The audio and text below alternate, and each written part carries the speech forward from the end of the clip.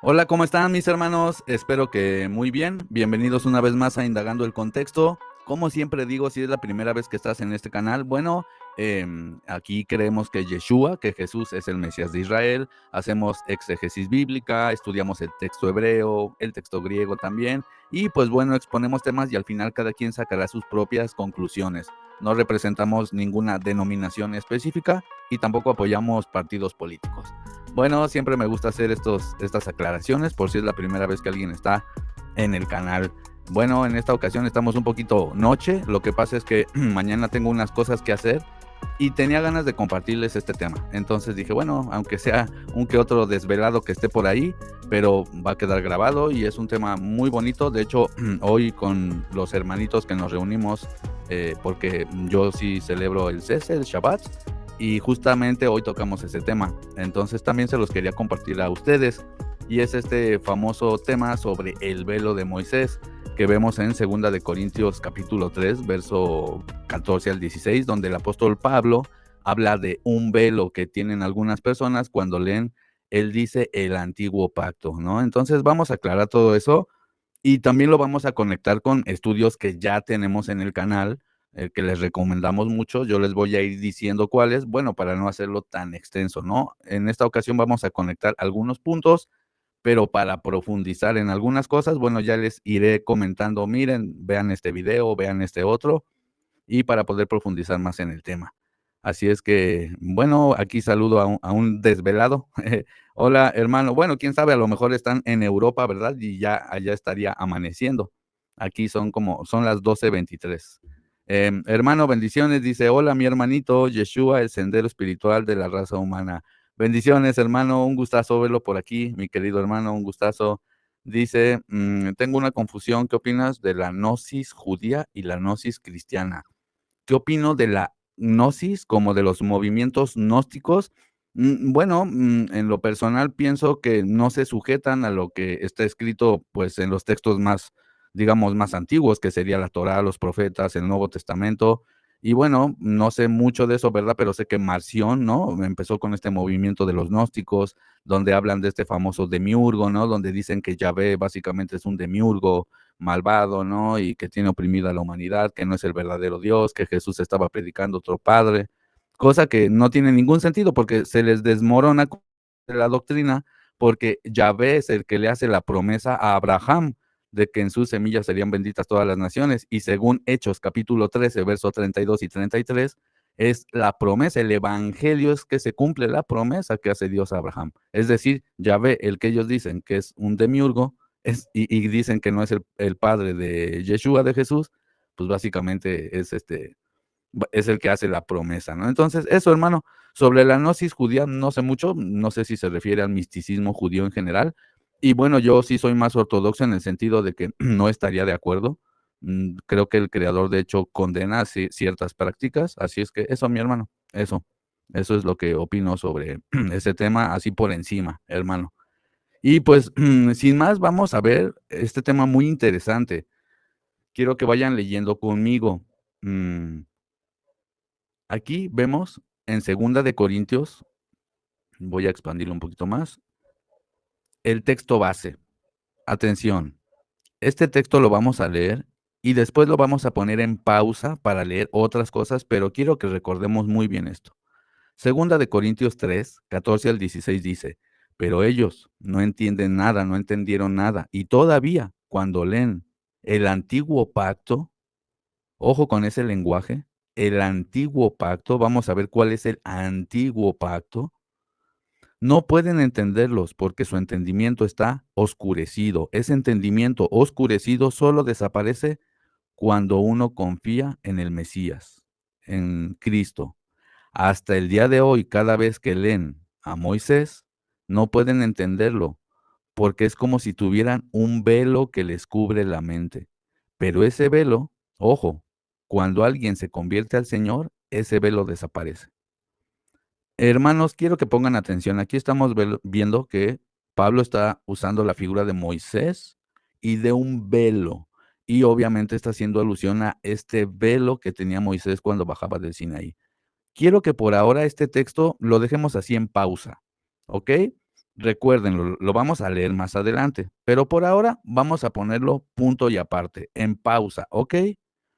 Hay un texto muy interesante y atención porque esto es hermoso y por supuesto para los que creemos en Jesús, en Yeshua, es algo muy, muy revelador, muy bonito, al menos para mí. Fíjense, hermanos, Moisés pide ver la gloria del Creador. Hay un evento muy interesante, eso está en Éxodo 33, donde Moisés pide ver la gloria de Dios. Y atención porque dice el verso 18. Moisés dijo, déjame ver tu gloria.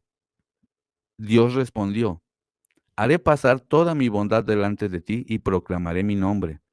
Tendré misericordia de quien quiera tener misericordia y me compadeceré de quien quiera compadecerme. Pero no podrás ver mi rostro, porque nadie puede verme y seguir con vida. Atención, hermanos. Y añadió, aquí hay un lugar junto a mí, quédate sobre la roca. Atención, atención, cuando pase mi gloria, te pondré en una hendidura de la roca y te cubriré con mi mano hasta que haya pasado. Luego, quitaré mi mano y verás mis espaldas, pero mi rostro no lo verás. Aquí vemos cosas bien interesantes. Número uno, mis hermanos, que primero está diciendo, yo tendré misericordia de quien yo quiera tenerla. Y a ver, alguien puede decir, un momento, pero ¿qué tiene que ver eso con que Moisés le pide ver la gloria? Él le dice, déjame ver tu gloria. Y Dios así de, yo tendré misericordia de quien yo quiera. A ver, ¿de qué me estás hablando, Dios? Ojo, ojo, hermanos, porque esto es completamente mesiánico. Él le dice que tendrá misericordia de quien él quiera y se compadecerá de quien quiera compadecerse. Dice, pero no podrás ver mi rostro, porque nadie me puede ver y seguir con vida. Entonces le dice que se quede en una roca, ojo, porque según el Nuevo Testamento, Yeshua es esa roca, y dice que lo pone en una hendidura, y luego dice que lo cubrirá con su mano, y que cuando quite su mano verás mis espaldas. Atención a esta palabra, hermanos, donde dice mis espaldas, o verás mi espalda. Ahí, hermanos, fíjense, yo les pregunto, hermanos, ¿qué vio Moisés? ¿Una espalda o el porvenir de Dios? Ojo con lo que proponemos con la traducción que de hecho propone Duqueola. Aquí le está diciendo, verás el porvenir, mi porvenir, pero mi rostro no lo verás. ¿Por qué estamos diciendo verás mi porvenir? Fíjense, mis hermanos, en Éxodo 33:23 dice, apartaré mi mano y verás lo que viene después de mí. ¿Por qué decimos esto? Porque la palabra hebrea usada es ajoraj, de la raíz ajar. Esta raíz no solo significa espalda, sino también lo posterior o lo que viene después. Moisés no ve una espalda física, sino ve el porvenir, hermanos. Ojo que le pide ver la gloria y le dice, ahora no la vas a ver, pero verás mi porvenir. Les voy a dar evidencias, hermanos, de que esa palabra de Éxodo 23, perdón, Éxodo 33:23, esa palabra se utiliza en otros textos y sí refiere porvenir, hermanos. Fíjense, atención, les voy a enseñar aquí, esto es un interlineal para que vean el texto base. Este es el texto que estamos estudiando y donde dice, verás mis espaldas, fíjense acá abajo, hermanos, acá abajo donde dice mi espalda, sustantivo masculino plural absoluto, y fíjense, aparece ajor, ¿ok? Memoricen esto, ajor, ¿ok? Atención, ajor, ¿ok? Fíjense, mis hermanos. Entonces, aquí podemos ver ahora en Isaías 41:23 que dice, díganme lo que va a pasar en un futuro, anúncienme lo que vendrá después, para que sepamos que son dioses, hagan algo bueno o malo, para que todos los veamos y nos asombremos. Vean, hermanos, vamos al interlineal y fíjense, mis hermanos, Ajor, donde dice después, donde dice, danos nuevas de lo que ha de ser después, aquí, hermanos, lo voy a expandir, aquí, fíjense, aquí, ahí, Ajor. ¿Se dan cuenta? Ajira, la misma palabra, pero aquí sí dice después o por venir. ¿Se entiende el punto? Ahora, vamos a ver otra evidencia. Por ejemplo, atención, Proverbios, por ejemplo, 19:20. atiende el consejo y acepta la corrección y llegarás a ser sabio en el futuro. Dice ajariteja, ajariteja, la misma palabra, fíjense mis hermanos. Vamos a verlo para que quede prueba. Dice aquí, escucha el consejo y recibe la corrección para que seas sabio en tu vejez. Hasta traduce en vejez, pero es como en tu porvenir, en tu futuro. Fíjense, viene de ajarit, que viene de ajar. ¿Se dan cuenta, hermanos? Tiene la misma relación. Y también lo podemos ver en otros textos como Proverbios 23:18. Ciertamente hay un futuro para ti. Proverbios 24:14. Así será la sabiduría para tu alma. Si la encuentras, tendrás un porvenir, tendrás un futuro. También lo vemos con los profetas, hermanos. Fíjense, Jeremías 29:11. Entonces, podemos verlo también en Jeremías 31:17. Hay esperanza para tu porvenir. Entonces, vamos a recapitular para que vayamos conectando las cosas. Moisés le dice al Creador que lo deje ver su gloria. El Creador le dice, yo te voy a poner en una roca, pero no podrás ver mi rostro porque pues nadie puede vivir y verme, para que se entienda, verme en mi plenitud. Sin embargo, ojo, te cubriré con la mano. Cuando yo pase, quitaré mi mano y te dejaré ver, verás mi porvenir. Verás el porvenir. Y aquí uno entonces se debe de preguntar, ok, ¿cuál es ese porvenir? ¿A qué se refiere con el porvenir? Fíjense qué interesante, hermanos, porque según el Nuevo Testamento, esos Aharit Hayamim o esos días del porvenir se cumplieron y se empezaron a cumplir desde que vino el Mesías. Ojo, hermanos, yo creo que ningún creyente en el Mesías, en Cristo, en Jesús, niega que ya se cumplió Génesis 49, 10 y 11, que dice, el cetro no se apartará de Judá, ni la vara de mando de entre sus pies, hasta que venga Shiloh, a quien pertenece y a quien las naciones obedecerán, obviamente hablando en contexto del remanente, ¿verdad? Y dice, y amarrará su asno a la vid, su asno a la vid, y la cría de su asna a la mejor cepa, lavará en ropa su vino, sus vestiduras en sangre de uvas.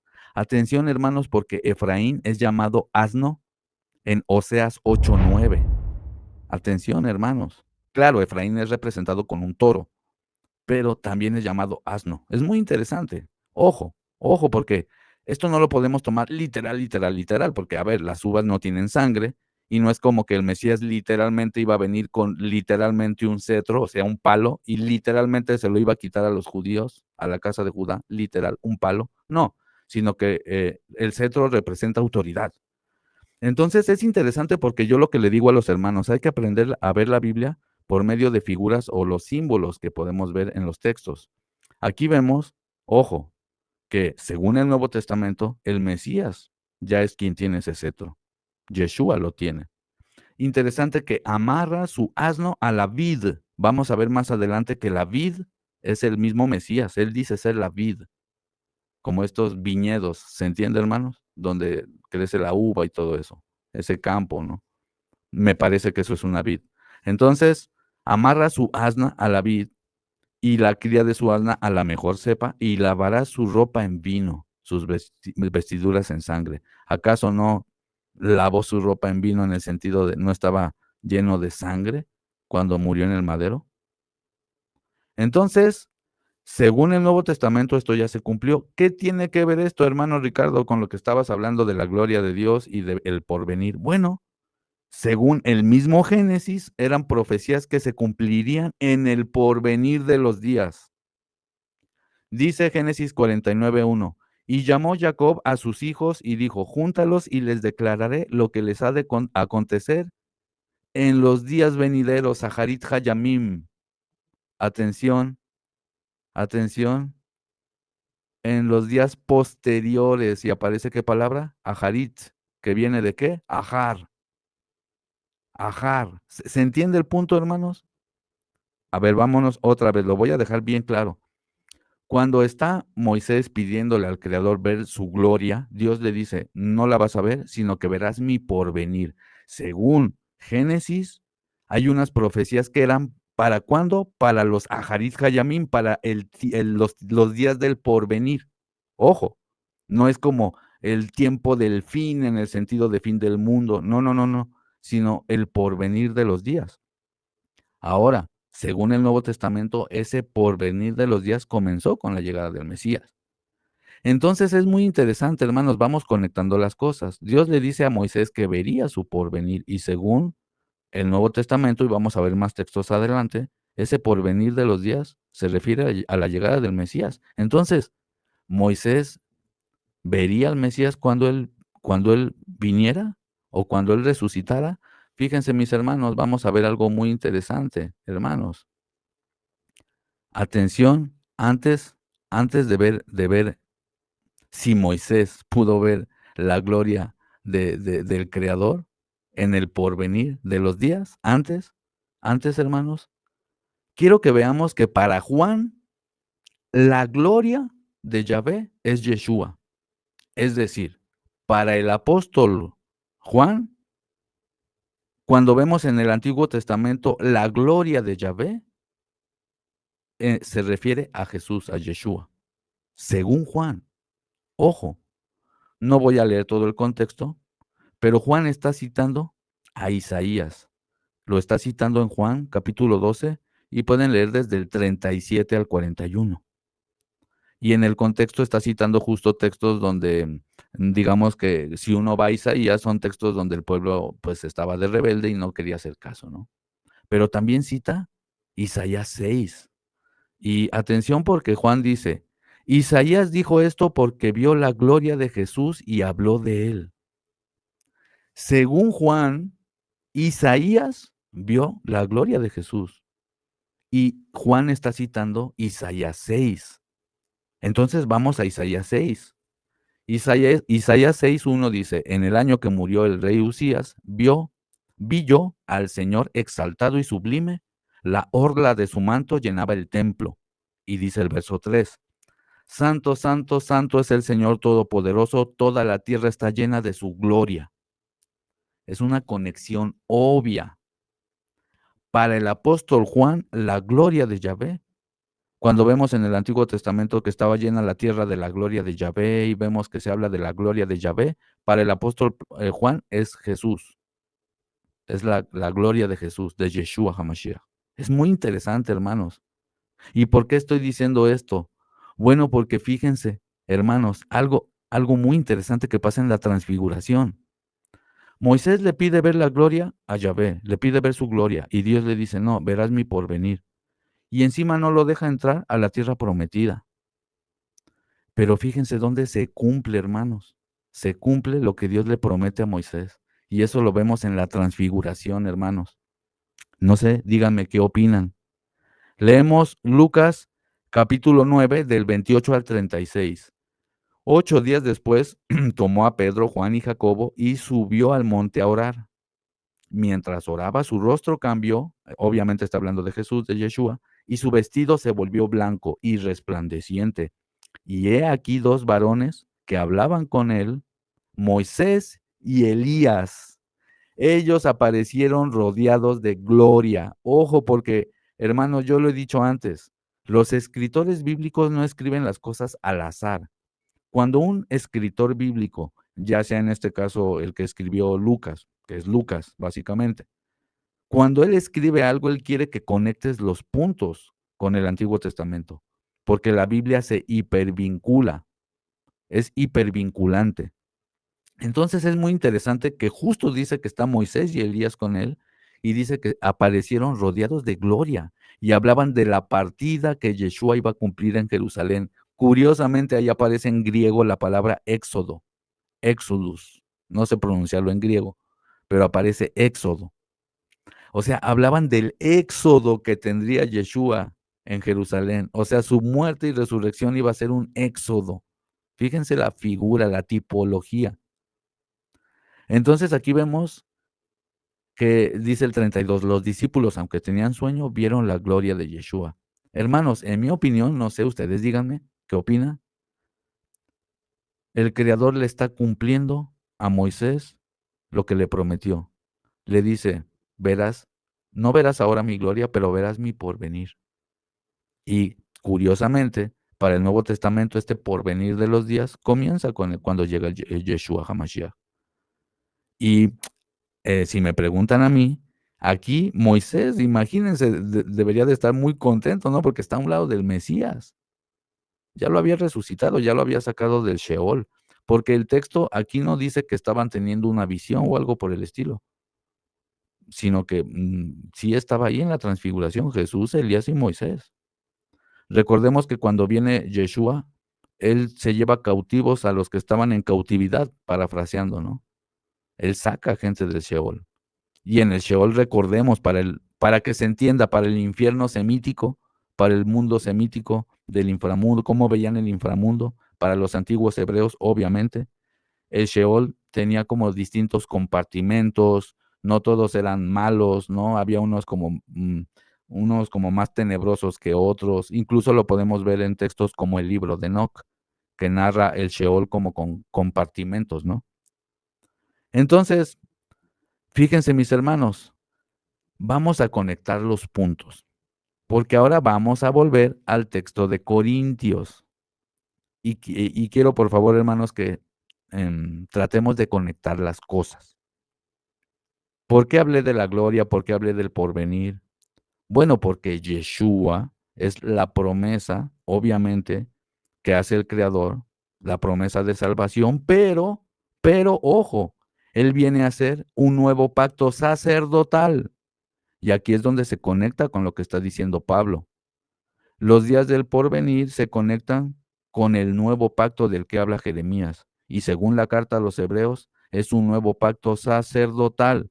Y cuando el mismo Pablo dice que cuando leen el antiguo pacto les permanece un velo, ojo con el lenguaje, ojo, pues resulta que solamente velo lo podemos ver en el templo, en el tabernáculo y en la cara de Moisés cuando baja del monte. Entonces, recuerden, los escritores quieren que conectemos los puntos. Yeshua es sacerdote según la orden de Melquisedec. Y según la carta a los hebreos, él nos introduce al lugar santísimo a través de su sacrificio único y para siempre, dejando atrás el sacerdocio levita, porque él ha roto el velo para que no solo el sumo sacerdote que entra una vez al año entre, sino que entra Yeshua una vez y para siempre en el verdadero tabernáculo celestial, no en el terrenal, y de esa manera ahora todos tenemos acceso a un lugar a donde no teníamos todos acceso. ¿Se va entendiendo cómo se conectan los puntos? Y eso incluye a Moisés mismo, porque claro, Moisés al final de cuentas, él era levita, ¿no? Y él era sacerdote de alguna manera también, claro que sí. Sabemos que Aarón era el sumo sacerdote, pero también Moisés, él era levita, ¿no? Y él fungía también como sacerdote, como intercesor, obviamente, ¿no? Entonces, espero se esté entendiendo las conexiones. Ahora, vamos a Corintios otra vez. Pero ellos no entienden nada y todavía cuando leen el antiguo pacto no pueden entenderlo porque su entendimiento está oscurecido y solo desaparece cuando uno confía en el Mesías. Hasta el día de hoy, cada vez que leen a Moisés, no pueden entenderlo porque el velo permanece, les cubre la mente. Pero cuando alguien se convierte al soberano, ese velo desaparece. Pablo está haciendo un midrash, está haciendo interpretaciones midrashicas para que se entienda.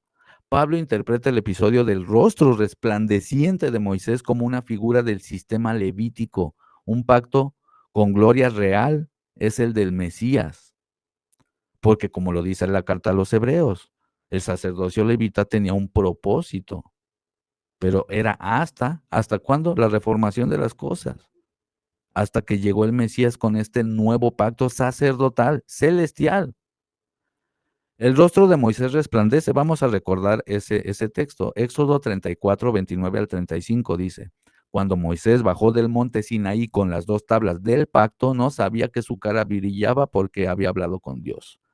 Cuando Aarón y los israelitas vieron que la cara de Moisés resplandecía, tuvieron miedo de acercarse. Pero Moisés los llamó entonces a Aarón y todos los jefes fueron a hablar con él. Y Moisés les contó todo lo que Dios les había ordenado en el Sinaí. Cuando Moisés terminó de hablar, se cubrió la cara con un velo. Cada vez que Moisés entraba a la presencia de Dios para hablar con él, se quitaba el velo. Y cuando salía, les decía a los israelitas lo que Dios había ordenado. Los israelitas veían que la cara de Moisés seguía brillando cuando Moisés volvía a cubrirse la cara con el velo hasta que entraba de nuevo a hablar con Dios. Es decir, para hablar con los israelitas se tenía que cubrir porque resplandecía tanto que no podían ver la luz. Todavía no era momento de ver la gloria de Yahvé, para que se entienda. Moisés se quitaba el velo solo ante Adonai, pero lo dejaba puesto frente al pueblo. Israel veía la Torá, pero no la plenitud hasta que llegara el Mesías, ¿se entiende? Todo esto son simbologías, hermanos. Ahora podemos ver ese velo en el tabernáculo. Podemos ver, por supuesto, un velo que estaba afuera, ¿no? El velo que cubría el tabernáculo, pero había un velo que dividía el lugar santísimo de lo demás. Dice Levítico 16:2, dile a tu hermano Aarón que no entre cuando quiera en el lugar santísimo que está detrás del velo, porque morirá. Ojo, no podía entrar cuando quisiera, solo una vez al año, en Yom HaKippurim, en la expiación del pecado abón, de iniquidad, un pecado que solamente se podía expiar en Yom HaKippurim, nada más. No era pecado de rebelión, no era pecado hatat, no era peshat, no, era un pecado específico. Entonces, una vez al año se hacía expiación de ese pecado específico en Yom Kippur. Ahora, hermanos, atención, porque el rompimiento del velo estaba profetizado. Ojo con estos símbolos. Isaías 25:7 dice, en este monte Dios quitará el velo que cubre a todas las naciones y que los hace vivir en la oscuridad. Isaías 52:15, reyes poderosos se quedarán callados al verlo, porque verán algo que nunca se les contó y entenderán algo que jamás habían oído. Ojo, porque Isaías sí profetiza, hermanos, que el Mesías enseñaría cosas nuevas. Por eso el apóstol Pablo también lo dice. Ojo, sí es así, sí lo dicen los profetas. Entonces, aquí estamos viendo claramente que había un tipo de profecía de que Dios quitaría el velo que cubre a las naciones. Y recordemos, hermanos, el contexto siempre es al remanente, nunca lo olvidemos. Porque hay gente como que no olvida eso y piensa que Dios un día así mágicamente, ¡pum!, va a hacer que todos en el mundo abran sus ojos y crean en Él. No, no, hermanos. Solo un pequeño remanente, un Shear Israel, un pequeño remanente, nada más. Ese es el punto, hermanos. Ojo, me gusta siempre recalcarlo porque luego de ahí se hacen doctrinas si no entendemos el contexto de que siempre los profetas hablan de un pequeño remanente. Cuando habla y vendrán las naciones, habla del remanente, no de todo el planeta. Hermanos, siempre se habla de un remanente nada más. Entonces, ahora, Hebreos revela todo este misterio del velo y otros textos del Nuevo Testamento, obviamente. Hebreos 9:1 dice, el primer pacto tenía normas para el culto y el santuario terrenal. Y dice el 2, se arregló una primera parte llamada el lugar santo, donde estaban el candelabro, la mesa, los panes consagrados. Detrás del segundo velo estaba la parte del tabernáculo llamada el lugar santísimo. Pero en la segunda parte entra únicamente el sumo sacerdote una vez al año y nunca sin llevar sangre, la cual ofrece por sí mismo y por los pecados que el pueblo comete por ignorancia. Ojo, y dice el 8, atención a lo que dice. Con esto el Espíritu Santo da a entender que todavía no se había abierto el camino al lugar santísimo mientras existía la primera parte del tabernáculo. Es decir, mientras estuviera de pie, según la carta a los Hebreos, el Espíritu Santo les da a entender que mientras estuviera de pie aún no se había completado la misión. ¿Por qué? Porque tenían que moverse las cosas conmovibles para que quedaran las inconmovibles. Y esto es profecía porque en Levítico 26, Deuteronomio 32, en Malaquías 4, en Zacarías 14 y en muchos otros textos se profetiza la destrucción que vendría a Jerusalén. No nada más en Daniel. Y curiosamente en Daniel se dice que antes de la destrucción del templo se quitaría la iniquidad, se expiaría la iniquidad. Entonces, lo que hacían los apóstoles era interpretar, y por supuesto Jesús, la Torá de una manera celestial. Entonces, según la carta a los Hebreos, en este verso dice que el Espíritu Santo daba a entender que tenía que ser derribado todo eso, hermanos. Y dice el 11, pero cuando Cristo vino como sumo sacerdote de los bienes que ahora disfrutamos a través de un tabernáculo más grandioso, más perfecto, no hecho por manos humanas, es decir, no de este mundo, entró una vez y para siempre en el lugar santísimo, no por la sangre de machos cabríos ni de becerros, sino por su propia sangre, logrando así un rescate eterno. Por eso Cristo es mediador de un nuevo pacto para que los llamados reciban la herencia prometida, la herencia eterna, la herencia remota, ya que murió para liberarles de los pecados cometidos bajo el primer pacto. Ojo, cuando habla de primer pacto, está hablando de pacto sacerdotal. Ya eso lo tenemos explicado en el canal. No lo voy a explicar ahorita porque sería muy largo, pero busquen. Yeshua es el rey de un nuevo pacto sacerdotal. Así se llama, creo, el video. Véanlo desde el hebreo, damos las evidencias. Entonces, podemos ver que Yeshua rompe ese velo. Ojo, ojo, hermanos, desde que él muere se rompe el velo. Mateo 27:51 dice, en ese momento la cortina del templo se rasgó en dos, de arriba abajo la tierra tembló y las rocas se partieron. Atención, hermanos. Hebreos 10:19-20.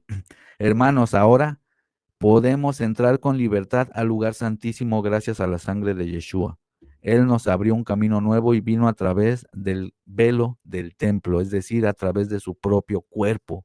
Ojo, cuando Yeshua rasga el velo, es decir, su cuerpo, literal el cuerpo es rasgado, por decir así, y también es una representación de que se rasga el velo del templo. Se va entendiendo las conexiones. Después es muy interesante que nosotros, la misma iglesia, es llamada el templo, o sea, el mismo cuerpo, ¿se entiende? Y entonces, cuando Yeshua muere, él sube al cielo y él literalmente está intercediendo en el cielo como sumo sacerdote de un tabernáculo celestial. Eso dice el Nuevo Testamento, hermanos. Habrá quien lo quiera creer, habrá quien no. Bueno, eso dice el Nuevo Testamento. Yo sí lo creo. Entonces, ya para terminar, hermanos, y voy a leer algunos de sus mensajes y ya voy a charlar con aquí los hermanos desvelados. Antes de terminar, y ya ahorita compartimos, los leo y todo, me dicen qué opinan. Antes, fíjense que hay dos textos muy interesantes, donde se promete a Israel que serían una nación, un reino de sacerdotes. La pregunta es, hermanos, ¿cuándo vemos que Israel haya sido un reino de sacerdotes? Nunca, solo los levitas. Ahora, Éxodo 19:6 dice, ustedes serán para mí un reino de sacerdotes y una nación santa. Isaías 61:6 dice, ustedes serán llamados sacerdotes del soberano y se les dirá ministros de Dios, se alimentarán de las riquezas de las naciones y se jactarán de los tesoros de ellas. Recordemos que Isaías siempre usa un lenguaje también muy poético. Es muy interesante que Isaías 61 habla de que Dios mandaría a dar las buenas nuevas. O sea, en el mismo contexto de Isaías, donde se habla de que serán llamados sacerdotes, según el Nuevo Testamento, según Jesús, se cumple. Eso está en Lucas 4. Cuando Jesús está, bueno, lo leo mejor. Lucas 4, 16 al 21. Jesús fue a Nazaret, donde se había criado. Un sábado, un Shabbat, entró en la sinagoga como era costumbre y se puso de pie a leer. Le dieron el libro del profeta Isaías y al abrirlo encontró el lugar donde estaba escrito, el Espíritu del Señor está sobre mí porque me ha elegido para llevar las buenas nuevas a los pobres, me ha enviado para anunciar libertad a los presos, dar vista a los ciegos, poner en libertad a los oprimidos, anunciar el tiempo de su visitación, etcétera, etcétera. Es decir, para el Nuevo Testamento, para Jesús, se está cumpliendo Isaías 61. Isaías 61 habla de que serían llamados sacerdotes, pero no dice que solo los levitas. Eso es lo interesante. O sea, sí estaba profetizado en el Antiguo Testamento que seríamos sacerdotes. Porque aquí no dice que los levitas, aquí está hablando de todo Israel. Serán llamados sacerdotes de Dios. Ojo, muy interesante, ¿no? Pero entonces seríamos sacerdotes bajo la orden levita. No, el Nuevo Testamento te lo resuelve facilísimo. Y el Salmo 110, bajo la orden según Melquisedec. Hermanos, un sacerdocio eterno. sin genealogía, o remoto, o por las eras de las eras. Fíjense, mis hermanos, el mismo apóstol Pedro dice, ustedes son pueblo escogido, sacerdotes al servicio del rey, nación santa. No, no está hablando de un lugar geográfico, hermanos. Aquí cuando dice una nación santa está hablando de las personas, hermanos, de la eclesía, de los fieles, de los que realmente siguen a Yeshua, no de un lugar geográfico, hermanos. Y en Apocalipsis vemos lo mismo, ¿no? Él nos ha convertido en un reino de sacerdotes. Conclusión. El velo del que habla Pablo en 2 de Corintios 3 no no es solo mental, sino que es un símbolo del sistema levítico y del acceso restringido, por decir así, a la gloria. Entonces, con la muerte del Mesías se rasga este velo, nos da acceso al lugar santísimo. Ahora no necesitamos un sacerdote que una vez al año esté expiando, porque de hecho él tenía que sacrificar por él mismo. Al final de cuentas, era un ciclo interminable. Y lo que viene a hacer Yeshua es justamente a darle cumplimiento a esas promesas que sí vimos, ¿eh? Y también para los gentiles. Voy a hacer otro video más hablando de eso, porque hay gente que dice como que los gentiles no, o hay gentiles que dicen que los judíos no. Y recordemos, así de sencillo, no nos enredemos, el remanente, tanto de gentiles como de judíos, solo un pequeño remanente son los que verdaderamente siguen a Cristo. Entonces, me gustaría saber sus opiniones. ¿Están de acuerdo, hermanos, con lo que acabamos de leer? El velo del que habla Pablo, cuando les dice que leen el antiguo pacto y un velo permanece, es, lo voy a resumir, básicamente lo que él está diciendo es que no logran comprender que hay un cambio de paradigma, hay un cambio de sistema, hay un sacerdocio mayor, celestial, pero se aferran a lo terrenal, el velo permanece. ¿Se entiende? Básicamente es lo que está diciendo Pablo. Yo lo estoy parafraseando. Está diciendo, por eso él decía en otros textos, enfóquense en las cosas del cielo. Somos hijos de la Jerusalén de arriba. Es que lo dice todo el tiempo. No solo Pablo, mismo Jesús dice, mi reino no es de este mundo. No, yo no soy de aquí, ustedes son de aquí, ustedes son de abajo, su padre es de abajo, yo no soy de abajo, yo soy de arriba. De hecho, el texto griego, hermanos, no dice que debemos de nacer de nuevo, dice que debemos nacer de arriba, hermanos. Eso dice el texto griego, los nacidos de arriba, no de abajo. Jesús no es de este mundo, hermanos. Eso es lo que es mi postura. Ojo, porque he visto que algunos quieren como no hablo de nadie específico, pero como que si quieren humanizar mucho a Jesús. Y ya como que era una persona, pues era un judío, un buen judío, justo, ¿verdad? Santo, pero hasta ahí. Pero no, hermanos, no es lo que dice ni el Antiguo Testamento ni el Nuevo Testamento, ¿no? Ahora sí los voy a leer, hermanos, voy a leer algunos mensajes. Dice, hermanito, dicen que el mensaje de Jesús estaba en Sot. ¿Qué piensa de eso? Bíblicamente, ojo, y gramaticalmente, el Sot el Sot, ojo, y a la luz de Cristo es la iglesia. El Sot, porque Sot tiene que ver como con gente congregada, esa palabra. Ojo, está muy, muy interesante, hermanos, porque si me pregunta a mi hermano, no es que su mensaje de Jesús estaba en Sot, sino que yo creo que para la gente que es como un poco dura de corazón, su mensaje simplemente no lo entendían. ¿Me explico, hermano? Y si hablaba en parábolas, él mismo lo dice, para que algunos entiendan y otros no. O sea, ahora sí que el que busca encuentra. No es como que Jesús vino a hablarle para que todo mundo escuche. No, espérate, no. Él vino y hablaba palabras y parábolas y cosas que si genuinamente estás buscando la verdad vas a preguntar, pero hay que llegar humilde. Pero seguro que había gente que solo se enfocaba, no sé, nada más en los panes que daba, ¿verdad? O solamente andaba ahí en la bola como por el chisme y no entendían las parábolas. Pero los que genuinamente buscaban la verdad, al menos se quedaban meditando en ellas, pensando en ellas, ¿no, hermano? Entonces sí, eso es lo que opino, hermano. Bendiciones, hermana Marife, bendiciones, hermana, bendiciones. Dice, aquí vas a aclarar quién es Melquisedec. He leído que es Shem, pero el Nuevo Testamento dice otra cosa sobre eso. Esta idea de que es Shem viene del judaísmo, son teorías de ellos, pero no hay ninguna evidencia en absoluto de que Melquisedec es descendiente de Shem, o que es Shem, más bien es lo que dicen, ¿no? Que es Shem. No hay evidencia de eso, hermana, solo son historias judías, digamos, sí, parte de sus hipótesis, pero no hay una evidencia, hermana, no hay una evidencia. Y según el Nuevo Testamento, precisamente nosotros vemos que aparece de repente este personaje en Génesis 14, aparece este Melquisedec, no se dice de dónde viene ni nada, solamente que es sacerdote y rey del Elión. Muy interesante, ¿no? Y justamente come pan y vino con Abraham, ¿no? Muy interesante. Entonces, el Nuevo Testamento utiliza estas figuras, estos símbolos, y les da una interpretación espiritual.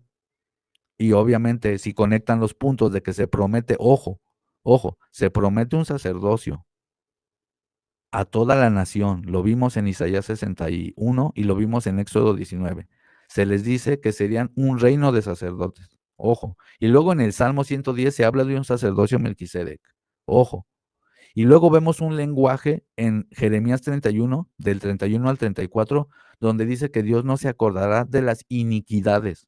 Y eso solo es con sacrificio. Y luego vemos Isaías 53 y otros muchos textos. Bueno, el Nuevo Testamento nos deja claro que para los apóstoles, ¿verdad? Ellos interpretaban todo eso y lo conectaban con un sacerdocio celestial. Y el mismo Jesús también habló de eso, ¿no? Entonces, si me preguntan a mí, sí podemos ver evidencias en la Biblia hebrea de que se prometía un sacerdocio y celestial. Y por eso vemos en Qumran que había algunas sectas que sí hablaban de que el Mesías vendría con un sacerdote o que vendría el sacerdote celestial y cosas por el estilo, ¿no? O sea, sí vemos esta figura sacerdotal celestial registrada, no exactamente como Jesús, pero sí la figura la vemos registrada en los textos de Qumran. Eso, mi hermana, perdón. Voy a leer otros mensajitos antes de despedirnos para irnos a dormir. Dice, Shalom, para mí Melquisedec es un Ben Elohim, rey sacerdote. Claro, es muy interesante porque no sabemos, ¿verdad? Solo aparece este ser, pero dice literalmente, es sacerdote y rey del Elión. O sea, es rey y sacerdote del Elión. Eso sí lo dice, ¿no? O sea, sí venía de parte del Altísimo, ¿no? Eso sí, el que aparece en Génesis 14. Algunos incluso dicen que era Cristo. Yo no podría decir eso, no sé, ¿no? Lo único que sé es que aparece este Melquisedec ahí con Abraham. Es que se dice que la Biblia se estudia en un método pardés y el más profundo es el Sod. Por ende, hay cosas que se entienden solo si se sabe Sod. Sí, entiendo, hermano, esto de que se supone que está el Peshat, ¿cuál es? El Remes, el Drash y el Sod. Se supone que son 4 niveles de interpretación de la Biblia. Pardés significa básicamente jardín, es el jardín del Edén. Entonces, básicamente eso significa pardés. Y se supone que es una técnica que tienen los judíos de interpretación, ¿no? Y que se supone que llegando al Sot es lo más profundo. Pero yo en lo personal, hermano, les voy a ser honestos, solo con estudiar el texto hebreo y con creerle al Nuevo Testamento y conectar los puntos del Nuevo Testamento con la Biblia hebrea, ya tenemos un montón, es suficiente, hermanos.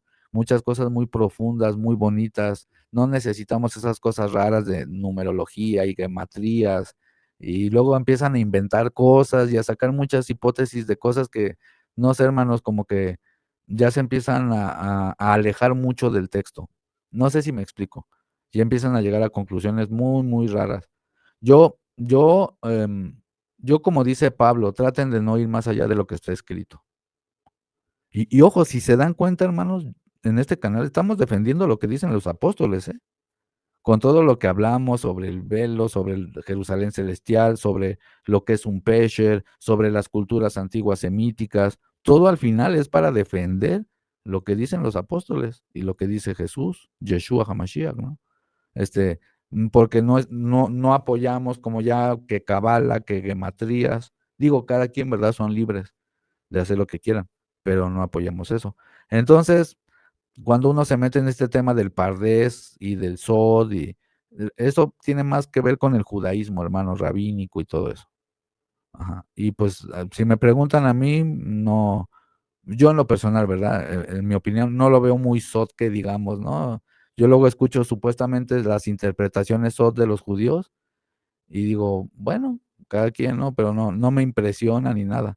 Me impresiona más cuando veo lo que realmente dice el texto hebreo o cuando voy entendiendo mejor las palabras de Jesús, pero hermanos, con el Espíritu Santo también. ¿Me explico? El mismo Ruach, el Espíritu, el Ruach HaKodesh, y la lectura, y eso, mis hermanos, y el estudio. Es mi opinión, ¿verdad? Es mi opinión. Dice, lo digo porque he leído un libro que decía que Jesús era cabalista y Pablo también, entonces es difícil. Claro, hermanos, pero no eran cabalistas ni mucho menos, hermanos. Fíjese, les voy a ser honestos, yo creo que para una mejor comprensión de lo que hablaba Jesús y los conceptos que trajo Jesús, lo que aconsejo más es que se empapen más en prehistoria, en historia fenicia, en prehistoria del antiguo Medio Oriente, en textos ugaríticos, textos cananeos, textos acadios, más o menos para darse una idea de cómo pensaban los antiguos hebreos, como un poquito más tirarle por ese lado, si lo que quieren realmente es entender conceptos bien antiguos. Porque muchos piensan, por ejemplo, que Jesús o Pablo hablaba, por ejemplo, conceptos cabalísticos, místicos, pero no. Yo lo que sostengo es que Jesús hablaba conceptos ancestrales, milenarios, muy antiguos, muy arcaicos, muy viejos. Yo lo veo como un ser ancestral. Por eso tengo en el canal la canción Rey Ancestral. Yo veo a Jesús como un ser ancestral. Como dice Miqueas 5:2, dice que sus orígenes son desde más allá de todas las cosas, desde más allá del sol. Algo muy ancestral, hermanos, muy ancestral. Es un lenguaje muy raro. Yo así veo a Jesús, hermanos, como un ser ancestral, como un ser de otro mundo ancestral que mandó el Padre, que es su Hijo. Porque, a ver, cuando dice que es su Hijo es un lenguaje también raro. No es como que Yahvé tiene una esposa y la embarazó y nació su hijo, ¿verdad que no? Quién sabe cómo sean ellos ahí en el cielo, hermanos, a plenitud, ¿no? Pero lo que les quiero transmitir al menos es cómo yo percibo a Jesús. Hay gente que lo percibe más como un judío rabino, pero para mí es un error porque lo empiezan luego como a comparar con un rabino, pero un rabino actual, o con un fariseo. Para mí no encaja mucho con eso. También algunos lo quieren comparar con un ser crístico, hippie, budista, ser ascendido, y pues tampoco es lo que enseña la Biblia. Y otros lo quieren comparar como con un cabalista o que él era cabalista o algo así, pero tampoco, hermano, no, que yo sepa, no, hermano. Creo que todavía ni siquiera existía la cabala, hermano. Existió creo que siglos después, imagínense. Entonces, ¿cómo va a ser cabalista? No soy experto en el tema de cabala, ¿no? Pero sí lo veo más como con conceptos arcaicos, como que él venía con enseñanzas muy antiguas, muy arcaicas, que tiene que ver con la muerte, la resurrección, sacar a la gente del Sheol, rescatar a los cautivos de la cautividad, vencer a estas entidades que dominaban el inframundo semita, ¿se entiende? Lo que después se conoce como el Hades, el Tártaro, todos estos inframundos, ¿no? Él viene a vencer todas estas entidades, ¿no? Son conceptos muy arcaicos donde un salvador vendría a pisarle la cabeza a la serpiente. Eso se han encontrado textos muy antiguos que hablan de eso, ¿no? Y jeroglíficos y cosas así, ¿no? Que como que estaba impregnado desde tiempos muy antiguos en cuevas y cosas así, que habría una resurrección, ¿no? Y que la divinidad resucitaría. Es muy interesante, vean esos análisis que tiene Duque Ola en su canal Torah y Evangelio, para que sepan más de qué estoy hablando. Pero sí, hermanos, Jesús básicamente vino a cumplir promesas ancestrales, hermanos. Por eso el Nuevo Testamento dice que el plan de Dios estaba hecho desde antes de la fundación del mundo. Entonces, ¿ustedes creen que el Creador no fue dejando pistas desde tiempos incluso adámicos? Antes, agradecerles a los que estuvieron aquí desvelándose. Mis hermanos, déjenme en la caja de los comentarios qué piensan de todo este tema del velo. Si les quedó claro, si están de acuerdo, si no están de acuerdo, también ya saben, todas las opiniones son bienvenidas, mis hermanos. Se les aprecia mucho, gracias a todos los que compartieron. Un abrazo, gracias a ustedes, mis hermanos, gracias. Ahora sí, a dormir, no se desvelen tanto y espero que haya sido de edificación Que Adonai me los bendiga mucho y si lo permite Dios, nos estaremos viendo muy pronto, mis hermanos. Hasta la próxima. Bendiciones, hermanos. Se les ama mucho, de verdad, de corazón.